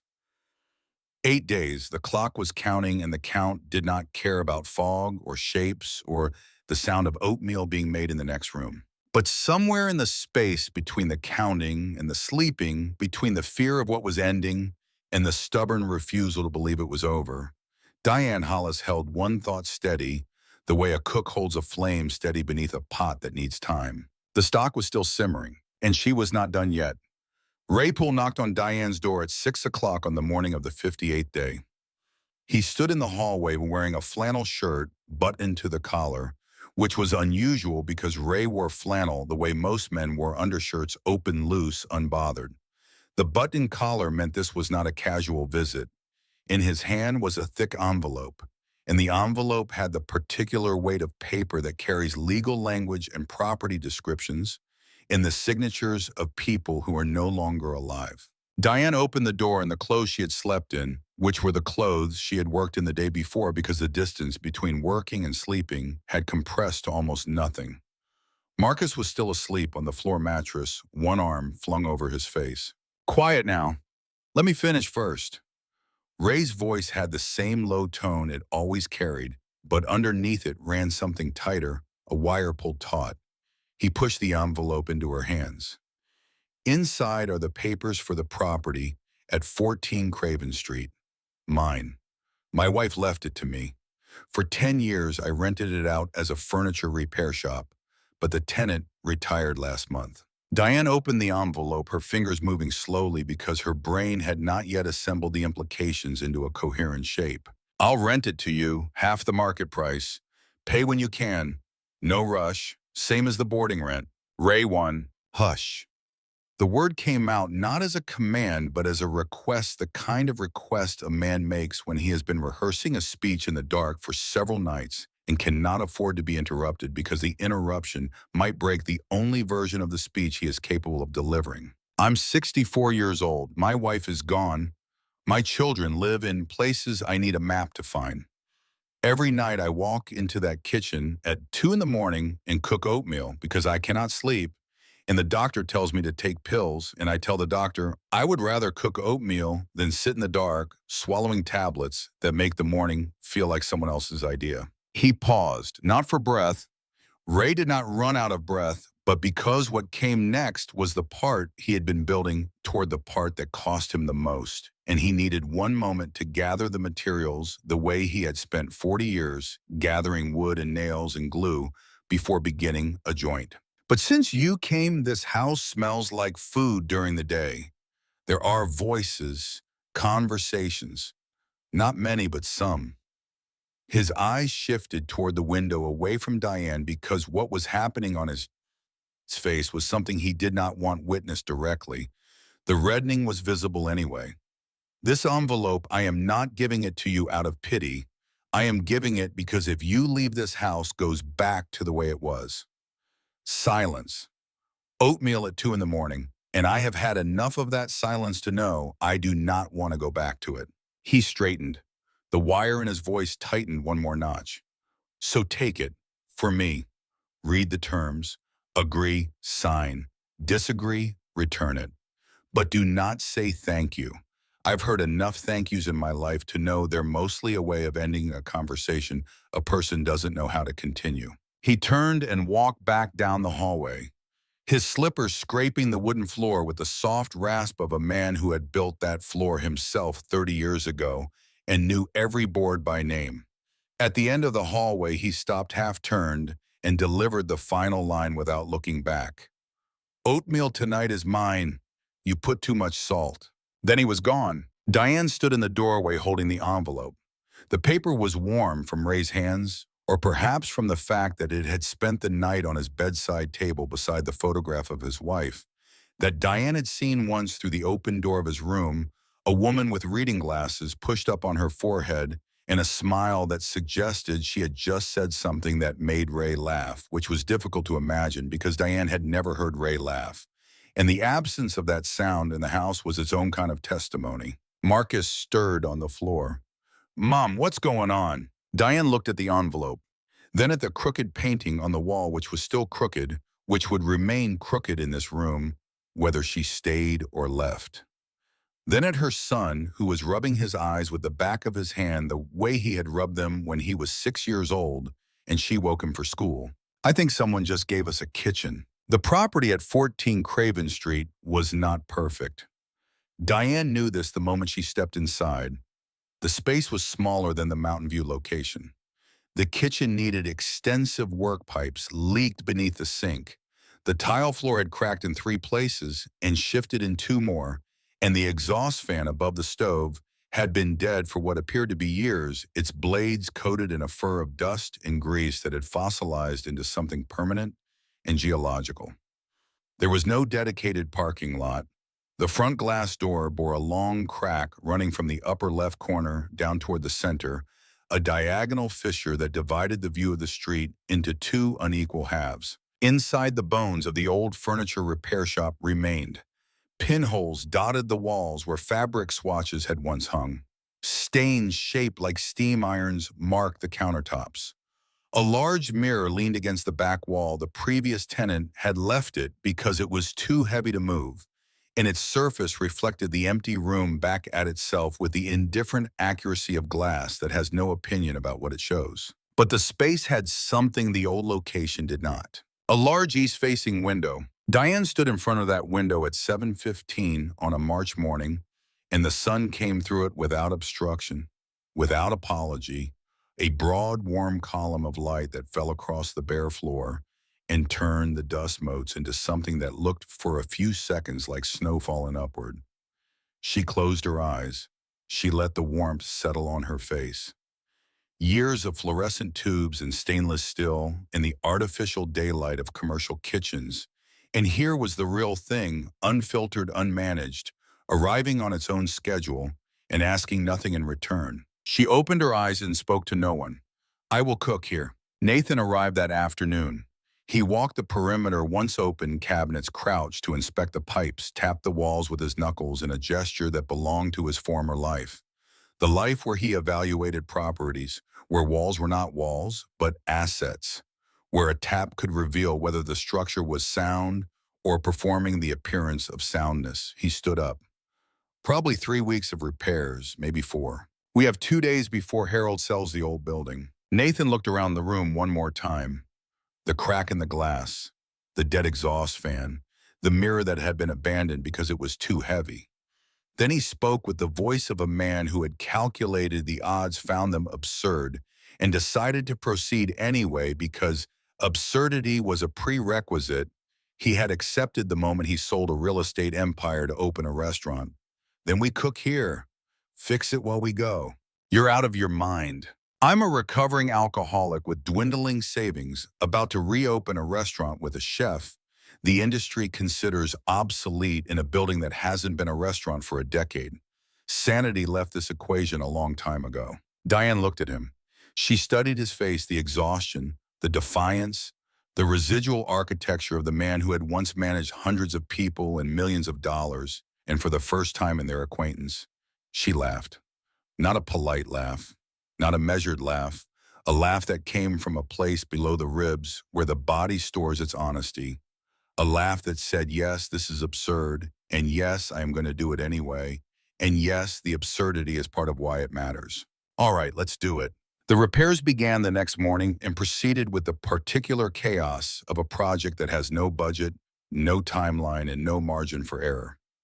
Diane fixed the leaking pipes herself, lying on her back under the sink with a wrench and a headlamp, because commercial kitchens had taught her that plumbers do not arrive on schedule, and the person who waits for a plumber is the person whose kitchen does not open. Ray arrived the following morning at 7 o'clock without announcement or invitation, carrying a toolbox and a belt sander. He said nothing to Diane. He assessed the floor, plugged in the sander, and began working with the concentrated attention of a man returning to a craft he had set down but never forgotten. The sound of the sander filled the room, a high, steady whine that was somehow comforting the sound of damage being reversed. Nathan crouched beside Ray at one point, watching the older man's hands guide the sander along a warped plank. Neither spoke for several minutes. Then Nathan said quietly, "You're good at this." Ray did not look up. 40 years. I used to evaluate buildings. I could tell you the load-bearing capacity of a wall from the sound it makes when you tap it, but I never built one. Ray glanced at Nathan for the first time. Building's harder. Tapping's just listening. Building's committing. Nathan considered this. Then he picked up a piece of sandpaper and began working the edge of a baseboard that Ray hadn't reached yet. He did it poorly. Ray did not correct him. He simply shifted his own path so that his sander would pass over Nathan's section, later smoothing what the amateur had roughened, and the arrangement between them, the builder and the man learning to build, required no further negotiation. Gerald Morrison, the vegetable farmer from the market, knew a retired electrician named Bill Dawkins, who lived outside Marshall and who, when Gerald explained the situation over coffee, agreed to rewire the kitchen's main circuit in exchange for lunch every day for a month. Bill was 71, had hands that shook when they were empty, and steadied completely when they held a wire stripper, and he arrived on the second morning in a pickup truck that was older than the building. Eleanor Mitchell's grandson, a 22-year-old architecture student at UNC Asheville named Cooper, came the third day with graph paper and a measuring tape and drew a kitchen layout that reorganized the space with a logic Diane immediately recognized as correct, the kind of spatial intelligence that understands workflow as a physical conversation between the cook and the equipment. People arrived, they worked, they left, they returned the next day and worked more. Nobody asked for payment except Bill, whose payment was lunch. Nobody posted photographs to social media or discussed the project in terms of inspiration or community or any of the words that people use when they want credit for something generous. They simply worked because Diane had spent 3 months at the farmer's market treating people the way she treated ingredients, with attention, with respect, with the understanding that every interaction is a transaction of dignity, and that the best transactions generate a surplus that pays dividends in moments exactly like this one. Helen brought Lily after school each afternoon, and the girl installed herself in a corner with her crayons and her placemats and her ability to make the chaos of a construction zone feel somehow domestic. She drew pictures of the new restaurant. In one drawing, the building had 6 windows instead of 1, and the door was painted red, and there were 3 people inside, 2 tall, 1 small, standing around something that was either a stove or a table. At the bottom, in the unsteady handwriting of a child who had recently learned cursive, she had written a single word: home. Nathan found the drawing taped to the inside of a cabinet door. Not the spice cabinet, which belonged to Elaine, but the cabinet beside it, a new space for a new picture. He removed the drawing carefully, held it for several seconds, and put it back. Then he returned to the dining room and continued sanding a table with a focus that was slightly too intense to be entirely about the table. The restaurant opened at 14 Craven Street on a Saturday in April. There was no grand ceremony, no ribbon cutting, no press release. Just the same hand-lettered sign from the old location, transported carefully by Nathan and mounted beside the front door, the word open, still leaning to the right in the same tentative script. He did not straighten the word. Neither did Diane. The lean had become part of the identity. The kitchen was not completely finished. The sink on the right still dripped at a rate of approximately one drop every 40 seconds. Diane had timed it because timing was how she managed anxiety, and the drip was a problem she would fix later but could tolerate now. The exhaust fan, resurrected by Bill Dawkins in a replacement motor from a salvage yard in Hendersonville, rattled at a frequency that sounded like complaint but functioned like compliance. The floor, sanded and sealed by Ray over 4 days, was not perfectly level, but was close enough that a marble placed on it would roll only slightly before coming to rest, which was, Ray observed, better than most people. But the kitchen was clean. The refrigerator was full of ingredients Diane had selected at the market at 5 that morning, and the east-facing window was doing its work, filling the room with the specific quality of April light that turns even imperfect spaces into places where good things seem possible. 12 customers on the first day, not a flood, an arrival. The first walked in at 11:15, a middle-aged man in a Tar Heels cap, alone, quiet. He sat at the window table and ordered chicken and dumplings and ate slowly and said almost nothing during the meal. When it came time to pay, he looked at Diane through the kitchen pass with an expression that took her several seconds to read. It was not praise. It was not sentimentality. It was recognition. "I've eaten here 3 times at the old place. Every time it was different." He paused. "This time it feels the same." After he left, Diane stood in the kitchen and turned the sentence over, and its meaning arrived slowly, the way flavor develops in a stock that has been given enough time.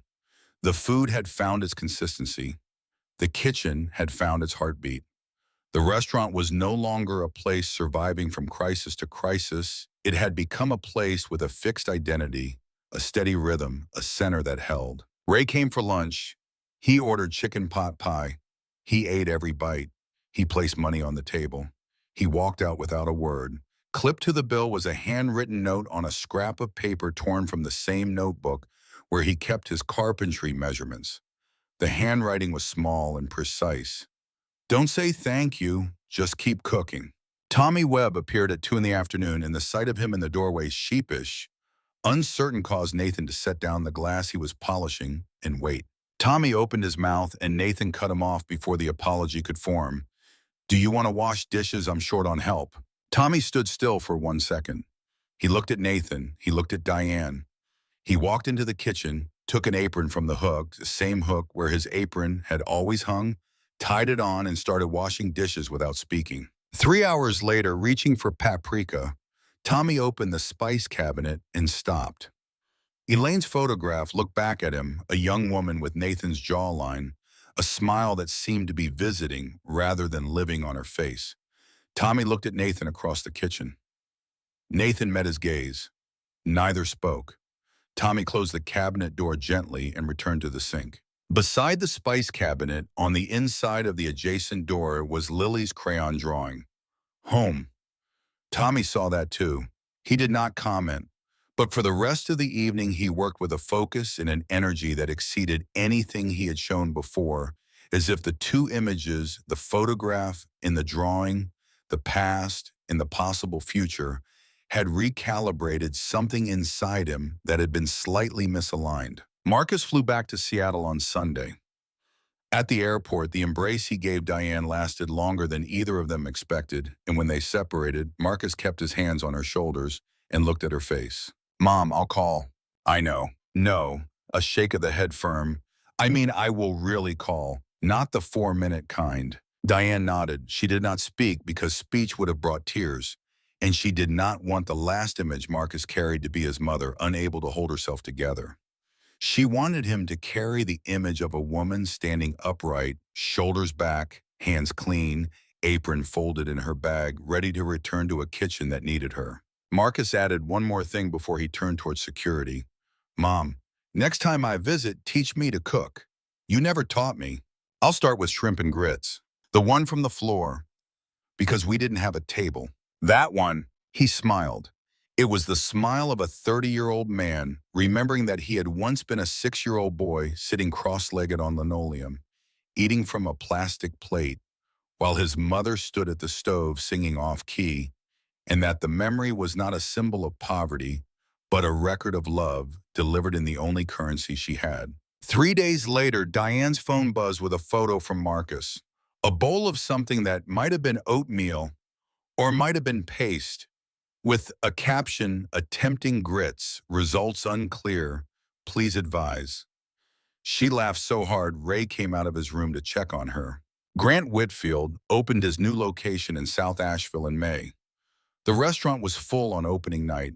It would continue to be full because Grant understood the mechanics of success location marketing, consistency of product, and the mechanics were flawless.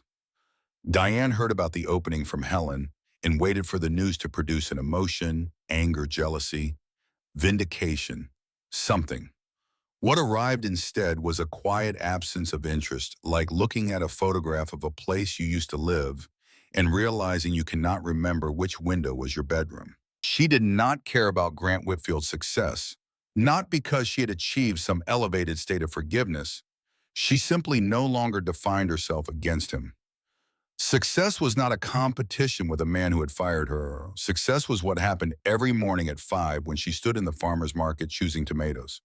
Success was what happened when a customer took a first bite and their face changed. Success was waking up tomorrow and driving to a cramped kitchen and cooking for whoever walked in because they were hungry. A month after the reopening, Diane found an email in her inbox. Short, no subject line. "Congratulations on the new location. The lava cake was the best I've had. GW." She read it twice. She did not reply. She saved it not because she needed his approval, but because the email was evidence that the thing she had built existed outside the borders of her own perception. She closed the laptop and returned to the kitchen where the evening prep was waiting and Lily was due in 45 minutes. Helen, who observed the email over Diane's shoulder with the discretion of a woman who had perfected the art of reading upside down during 15 years as an executive assistant, made a single observation later that evening while helping Nathan close. Whitfield pulled his offer on the building last week. Nathan stopped wiping the counter. "Why?" "I called his office. His assistant said he drove past the restaurant one evening, looked through the window for about 30 seconds and told her to cancel the acquisition." "Did he say why?" Helen folded her dish towel into a precise square. "His assistant said he used one word, pointless. But I have been reading men like Grant Whitfield for a long time, and the word he meant was not pointless. He looked through that window and saw something his restaurants do not have and cannot manufacture. You cannot acquire a home. You can only build one or be invited into one." The weeks after reopening were not a triumph. They were something more durable and less dramatic, a continuation. Not every day was good. Some days had 3 customers. Some evenings, the only sound in the dining room was the drip of the sink and the scratch of Lily's crayons. Some nights, Nathan sat in his car in the gravel patch beside the new building and continued his ritual, counting days, breathing slowly, choosing sobriety again. The count was above 1,200 now, and each new number was not easier but slightly more familiar, the way a path through a forest becomes not shorter but more known. Some mornings, Diane called Marcus, and the call lasted 6 minutes. 6 was not enough, but it was longer than 4, and the trajectory mattered more than the measurement. She was learning, they were both learning, that the distance between 2 people does not close in a single conversation, but in a series of small movements, each one insufficient by itself, each one indispensable to the whole. Ray came every Sunday. He ordered pot pie. He sat at the corner table, Lily's table on weekdays, Ray's on Sundays, and he ate without speaking and left money and walked out without ceremony. But he was there every Sunday, and Diane had come to understand that what a person needs is not always advice or encouragement or the right words at the right time. Sometimes what a person needs is the knowledge that someone will return every week, sit in the same seat, and order the same dish. The consistency of presence. The anchor. Tommy worked harder than he ever had. He arrived before Nathan, most mornings the kitchen lights already on when the owner's car pulled into the gravel. One afternoon, he asked Diane a question that surprised them both. "Miss Diane, when you knead dough, you said your mom taught you." And her mom taught her. He was drying a mixing bowl, turning it slowly in his hands. Who teaches me? Diane looked at him. She set down the knife she was holding. I do, if you let me. Tommy nodded. He did not say thank you. He had spent enough time around Ray and Diane to understand that in this kitchen, gratitude was expressed through the quality of the next task performed. He picked up his knife and returned to the onions, and his cuts were cleaner than they had been a month ago. And Diane noticed, and noticing was her form of praise. On an evening in early July, approximately 3 months after the reopening, the restaurant closed at 9. Diane wiped down the last table. Nathan washed the final pot. Helen had taken Lily home an hour earlier. Tommy had left at 8:30 whistling something as he walked to his car, the same unconscious habit he had had at Whitfield, except now the whistling sounded less like nervousness and more like a person who had decided where he wanted to be. The restaurant was empty. Diane locked the front door and turned around. Nathan was standing by the counter where the day's receipts sat in a small pile.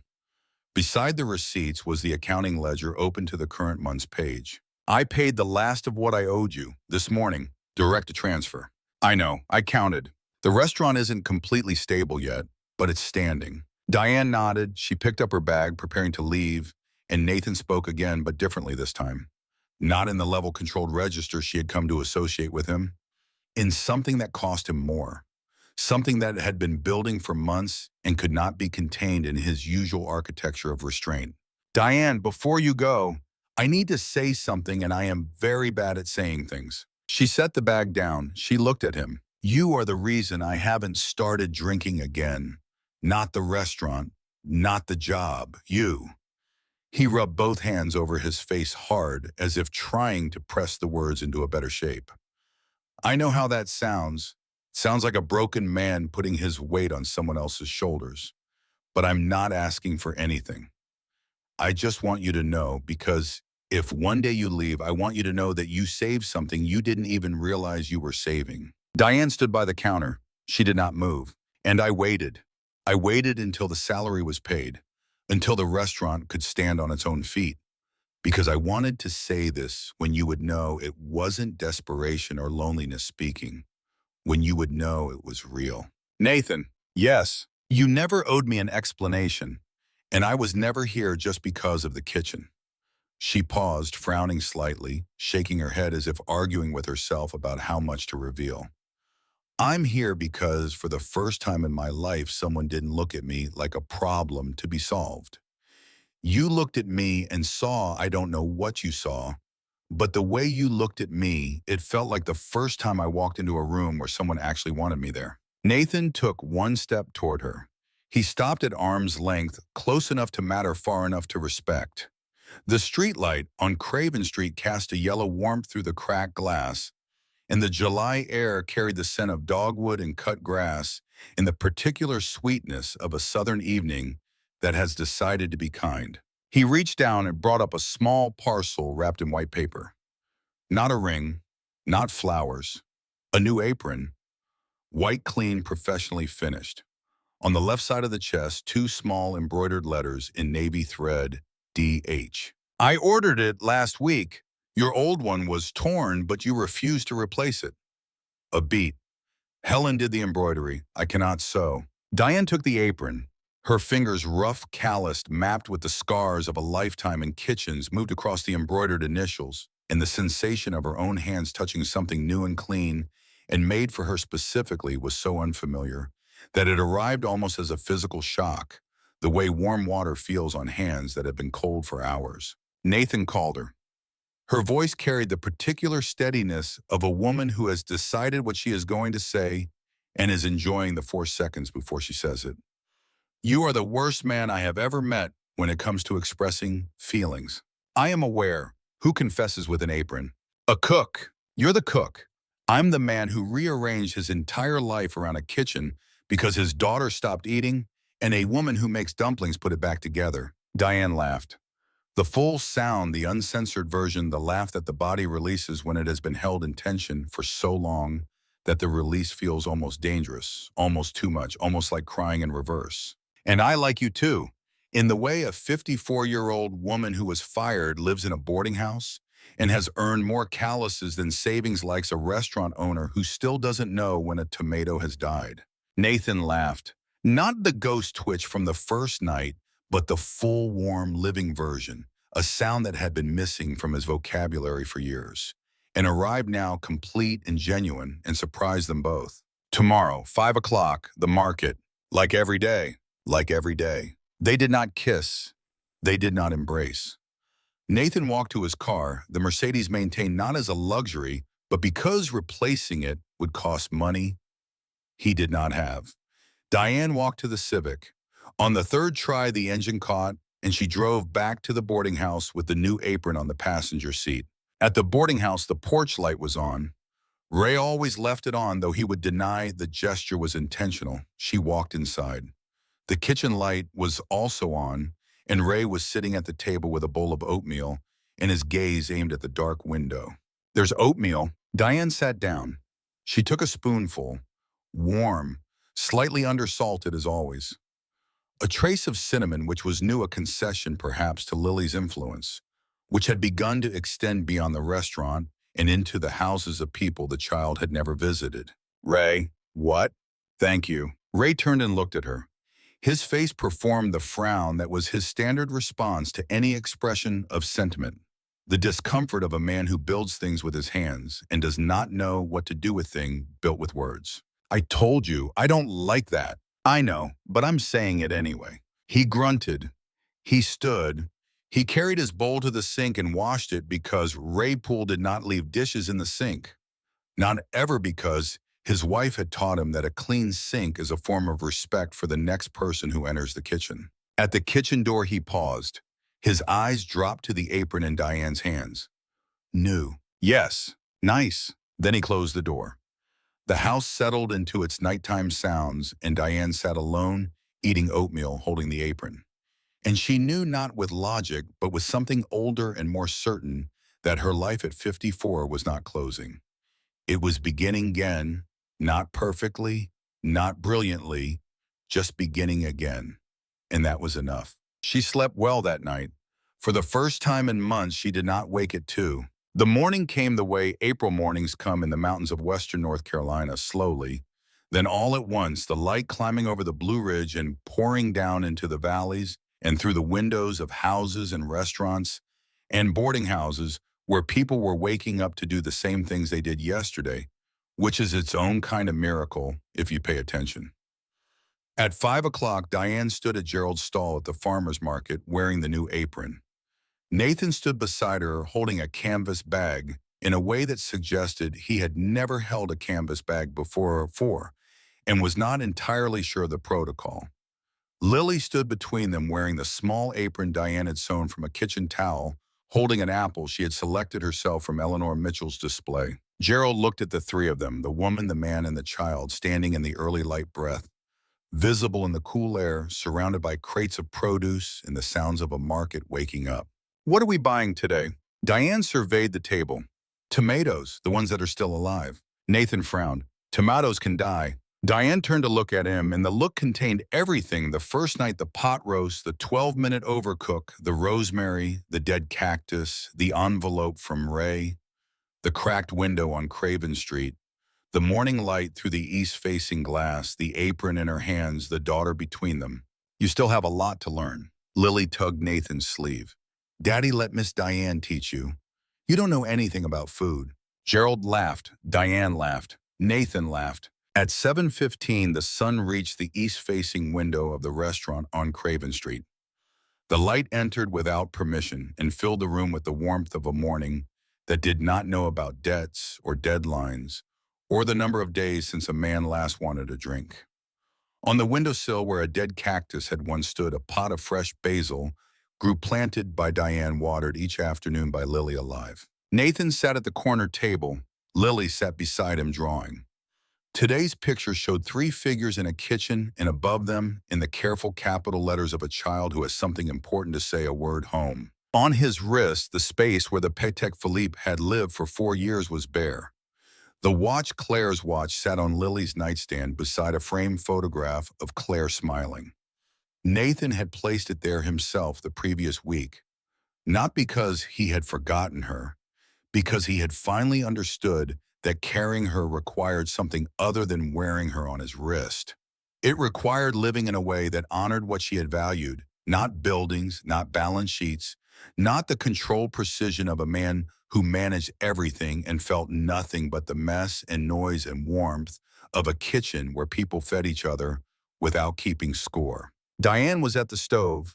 The stock pot was on, low heat, long time, the way it was supposed to be done. Tommy was at the sink washing dishes, whistling. Helen sat at the front counter with a cup of coffee and the accounting ledger and the expression of a woman who had kept a promise to a dying friend and could see in the numbers and in the room and in the child drawing at the corner table evidence that the promise had been worth keeping.